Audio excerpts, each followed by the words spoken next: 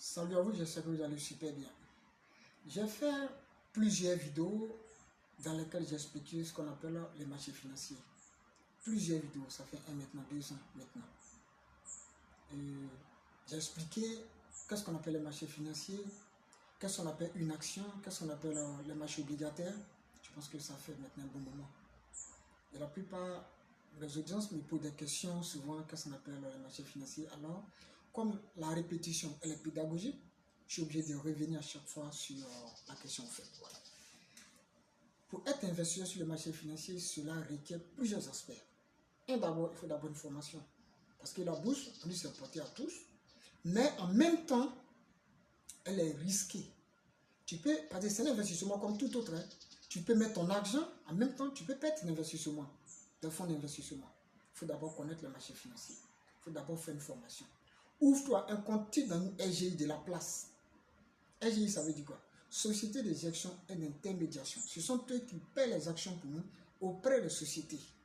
L'acheteur ne te connaît pas, mais c'est la SGI, l'acheteur connaît. Toi, tu connais la SGI. Donc, ça veut dire que c'est une chaîne. C'est simple. Donc, quand vous payez une action dans une société, l'acheteur vous reconnaît que vous êtes actionnaire dans cette société. Demain, si vous n'êtes pas là, que vous n'avez pas résilié le contrat avec l'acheteur, si au cas où il y a un décès, vos ayants droit, c'est-à-dire que les enfants bénéficient aussi de ce que vous avez laissé comme action. C'est ce qui est intéressant sur le marché financier. Maintenant, pour toute personne qui désire être investisseur sur le marché financier, d'abord, il faut d'abord lire beaucoup l'agent de notation financière. C'est très important. Agent de notation financière, c'est qui? Ce sont eux qui notent les sociétés. Les notes vont de A à D. Parce que tu payes l'action d'une société, il faut reconnaître cette société, elle doit être fiable, cette société. Soit elle est de bonne moralité, elle est cotée en bourse, mais c'est vrai. Mais ce n'est pas toutes les sociétés qui rendent, comment dirais-je, les rapports trimestriels. Non, ce n'est pas toutes les sociétés. Il y a des sociétés qui sont radiées de la cote. Est-ce que tu vois? Donc, il faut connaître les sociétés, les fondamentaux de cette entreprise. Quels sont les dirigeants? Quels sont les chiffres d'affaires qu'ils font? Avant de s'y mettre ton argent, tu peux mettre ton argent et ne pas avoir de dividendes. Donc, il faut connaître ces sociétés à fond. C'est simple.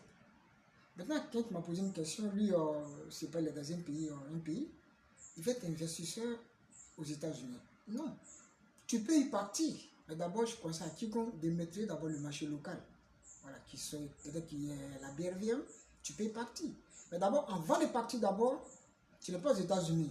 On n'est pas bientôt aux États-Unis, d'être à Hong Kong pour être investisseur. Non, tu peux être ici, être investisseur. Mais ce que tu dois faire, c'est d'être en contact avec une SGI qui est aux États-Unis. On appelle en français les courtiers, mais en anglais, on appelle les brokers. C'est ce qu'on appelle les intermédiaires. Il faut être en accord avec eux.